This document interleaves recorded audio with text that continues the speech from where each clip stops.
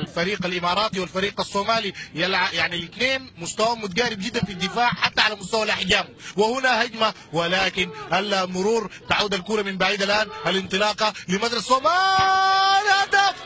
يا الحسرة تبدو على عبد الله حسن، الحسرة تبدو، والحمد لله، يسجدون لله حمدا وشكرا. يا لهدف المفخرة، يا لهدف المفخرة، يا هذا اللاعب الخطير عثمان صلال، عثمان يا مارشال، عثمان يا زلزال، عثمان يا فخر الصومال بأعلى هدف وأجمل جول. شوف الانطلاقة، الثقة، أعطوه تمرير على طول التسديدة على يسارك يا عبد الله يا حسن، على يسار عبد الله حسن.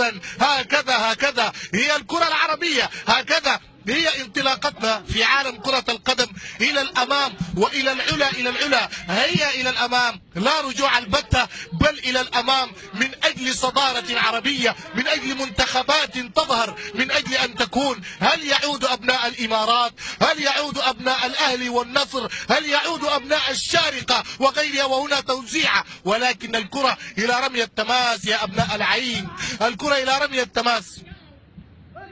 مباراة تبدو قوية، تبدو قوية صراحة. هنا أمامنا